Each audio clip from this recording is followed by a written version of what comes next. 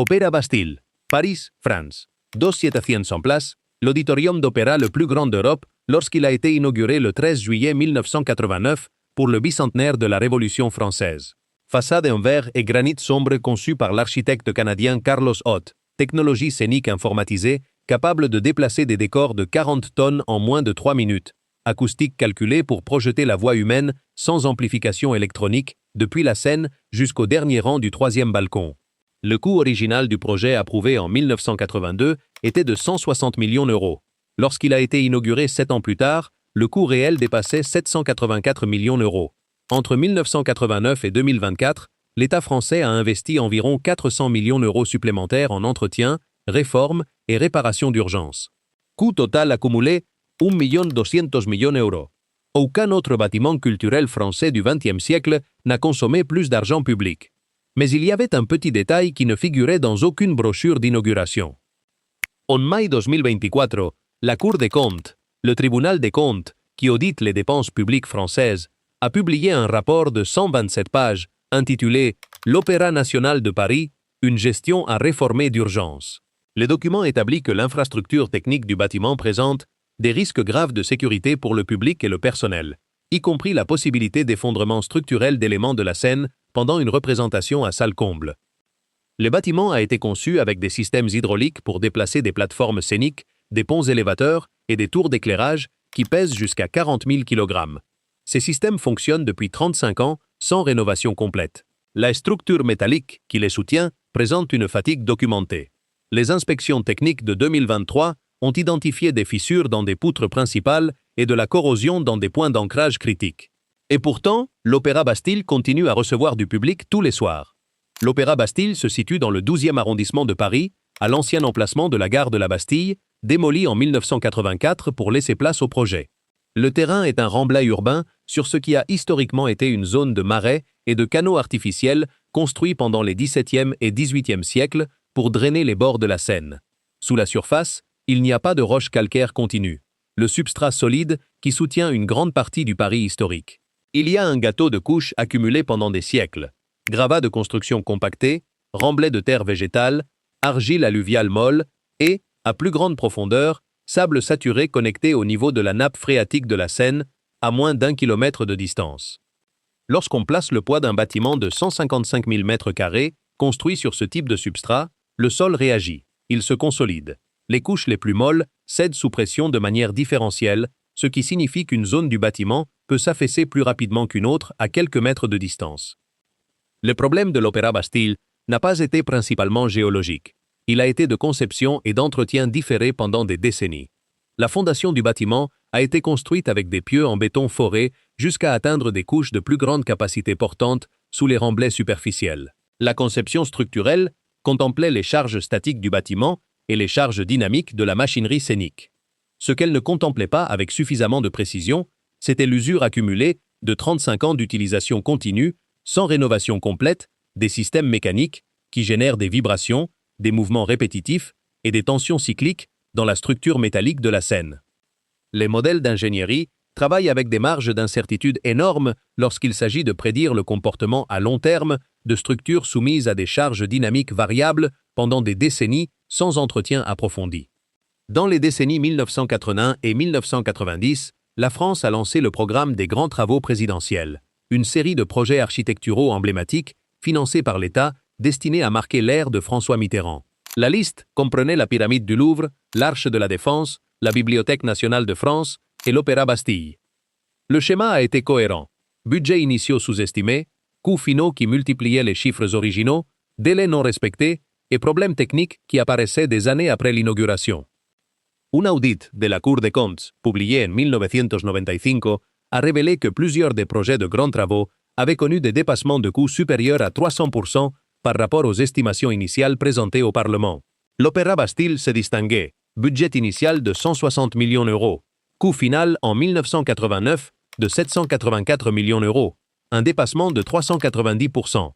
Les rapports techniques internes de 1991 et 1998 documentaient déjà des problèmes avec les systèmes hydrauliques de la Seine. Les valves tombaient en panne, les moteurs surchauffaient, les plateformes mobiles se bloquaient à mi-parcours. Ces problèmes ont été traités comme des défaillances d'entretien routinier, et non comme des signaux d'une conception qui fonctionnait à la limite de sa capacité depuis le début. L'avertissement se trouvait dans les rapports internes archivés. Le bâtiment continuait à fonctionner. Entre 2000 et 2020, l'Opéra national de Paris a reçu environ 400 millions d'euros de subventions de l'État pour l'entretien et les réformes. Une grande partie de cet argent a été consacrée à des réparations d'urgence des systèmes techniques de la scène, sans aborder la rénovation structurelle complète que les ingénieurs recommandaient depuis 2005. En mai 2024, la Cour des comptes a publié son rapport « L'Opéra national de Paris, une gestion à réformer d'urgence ». Le document de 1207 pages, basé sur des audits réalisés entre 2021 et 2023, a établi que l'infrastructure technique du bâtiment présente des risques graves de sécurité. Le rapport a documenté que les systèmes hydrauliques et mécaniques de la Seine, conçus dans les années 80 et opérationnels depuis 1989, n'avaient pas été rénovés complètement en 35 ans.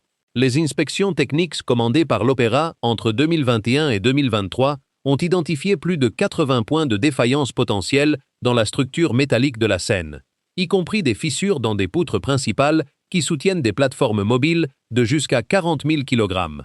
La donnée qui mérite le plus d'attention n'est pas l'ancienneté de l'équipement, c'est le risque documenté.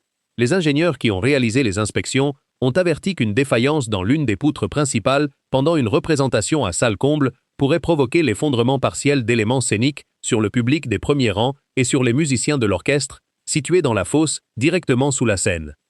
La Cour des comptes a établi qu'entre 2010 et 2023, l'Opéra Bastille a enregistré plus de 150 incidents techniques qui ont obligé à annuler ou interrompre des représentations.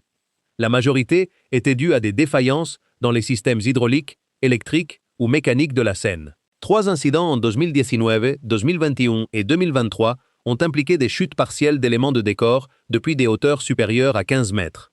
Dans aucun de ces cas, il n'y a eu de blessés graves parce qu'ils se sont produits pendant des répétitions sans public.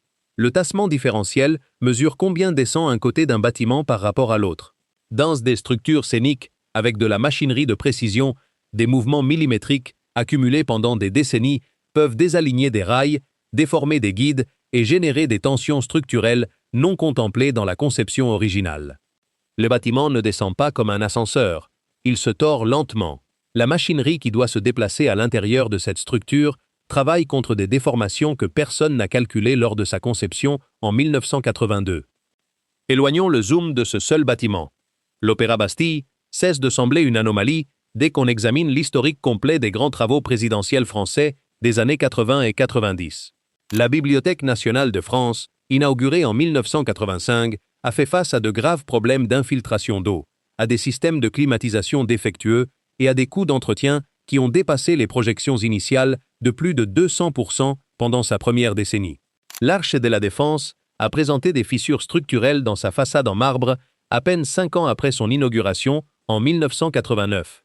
La Cité de la Musique au Parc de la Villette a nécessité des réformes acoustiques d'urgence en 1997, 8 ans après son ouverture, parce que les salles ne respectaient pas les standards minimaux d'isolation sonore.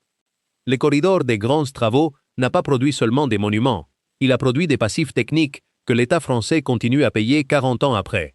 Si ce type d'analyse vous semble valoir votre temps, envisagez de vous abonner. Cette chaîne examine un méga-projet à la fois.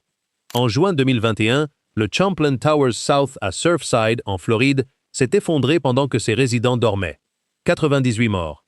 L'un des pires effondrements structurels de bâtiments résidentiels de l'histoire des États-Unis. Cet effondrement a déclenché des réformes législatives en Floride qui ont exigé des inspections structurelles obligatoires pour les bâtiments d'un certain âge près de la côte. La France n'a pas d'équivalent législatif spécifique pour les bâtiments culturels qui reçoivent du public de manière continue. La réglementation de sécurité des établissements recevant du public, ERP, exige des inspections périodiques de sécurité contre l'incendie, d'évacuation et d'accessibilité. Elle n'exige pas d'audit structurel approfondi des systèmes mécaniques et des structures métalliques qui soutiennent la machinerie scénique lourde. Les données existaient. Les rapports techniques internes de 2005, 2012 et 2019 recommandaient la rénovation complète des systèmes hydrauliques et la révision structurelle des poutres de la Seine. La loi n'obligeait pas à agir sur ces rapports dans des délais définis. La Cour des comptes a établi dans son rapport de 2024 qu'entre 2010 et 2023, l'Opéra national de Paris a sollicité auprès du ministère de la Culture un financement pour la rénovation complète de la scène de la Bastille à au moins 4 reprises. Le coût estimé de cette rénovation oscillait entre 150 millions d'euros et 200 millions d'euros selon les différentes évaluations. Dans aucun cas, le budget complet n'a été attribué. La zone grise touchait également le public. La réglementation française exige que les établissements recevant du public informent sur les risques immédiats qui peuvent affecter la sécurité pendant une représentation. Les rapports techniques de 2023 établissaient un risque d'effondrement structurel en cas de défaillance d'éléments de la scène. Ces rapports ont circulé en interne au sein de la direction de l'Opéra et ont été transmis au ministère de la Culture. Le grand public n'a pas eu accès à cette information jusqu'à la publication du rapport de la Cour des comptes en mai 2024. Plusieurs spectateurs ont acheté des billets pour des représentations en 2023 sans connaître le contenu des rapports techniques qui avertissaient sur des risques structurels graves. Ils l'ont appris par la presse et non par des communications de l'Opéra.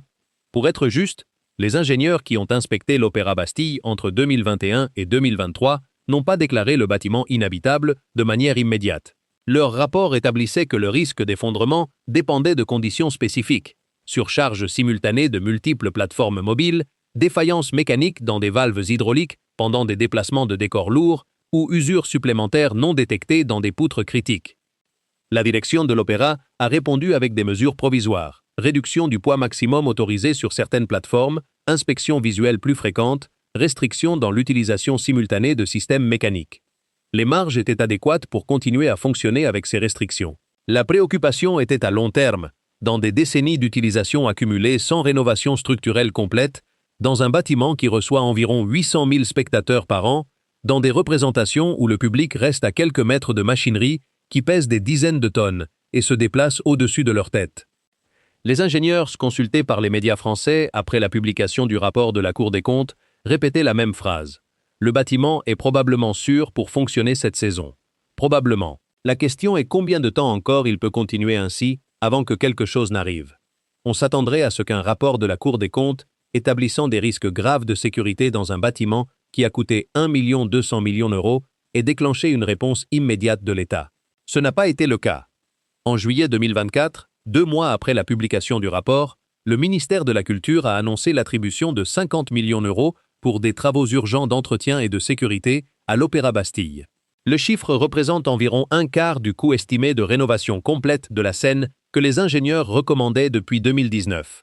L'Opéra national de Paris, qui gère à la fois l'Opéra Bastille et le Palais Garnier, fonctionne avec un budget annuel d'environ 230 millions d'euros, dont près de 50% provient de subventions de l'État. Le déficit opérationnel accumulé entre 2015 et 2023 a dépassé 40 millions d'euros.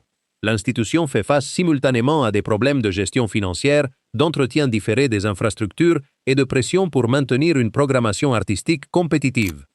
Le rapport de la Cour des comptes a recommandé une fusion administrative avec d'autres institutions culturelles, une réduction des coûts opérationnels et une priorisation des investissements en sécurité structurelle au-dessus de nouvelles productions. Aucune de ces recommandations n'avait été mise en œuvre complètement fin 2024. La question que personne au ministère de la Culture ne veut répondre publiquement est directe. Combien de temps l'Opéra Bastille peut-elle continuer à fonctionner avec des restrictions opérationnelles et des réparations provisoires avant que le risque documenté ne se transforme en désastre réel? Les assurances couvrent les accidents imprévus. L'effondrement d'un élément structurel dont le risque a été documenté dans des rapports techniques officiels pendant des années tombe dans une zone grise légale. Qui assume la responsabilité lorsque quelque chose échoue après que les données étaient sur la table est une question qu'aucun tribunal français n'a encore eu à répondre dans un cas de cette échelle. La vraie question n'a jamais été de savoir si l'Opéra Bastille est sûr pour une représentation ce soir. Elle l'est probablement, avec les restrictions opérationnelles mises en place. Le dilemme est de savoir à quoi ressembleront les 20 prochaines années pendant que la structure métallique de la scène accumule de la fatigue, pendant que les systèmes hydrauliques de 35 ans continuent à fonctionner sans rénovation complète et pendant que chaque saison, le bâtiment reçoit 800 000 spectateurs qui ignorent le contenu des rapports techniques archivés depuis 2005. L'État français a dépensé 1 200 000 000 d'euros pour construire et entretenir ce bâtiment pendant 4 décennies. Les spectateurs qui achètent des billets aujourd'hui héritent du risque accumulé de toutes les décisions d'entretien différées prises depuis 1989. Les opéras montent sur scène. La machinerie qui les soutient cède en dessous. Le public applaudit sans savoir ce qu'il y a au-dessus. Ils ont construit un symbole du bicentenaire. Ils ont vendu comme s'il était éternel. Si vous voulez savoir quel méga-projet échoue en silence avant d'apparaître dans les gros titres, abonnez-vous et activez la cloche. Cette chaîne analyse un cas à la fois, depuis les fondations vers le haut.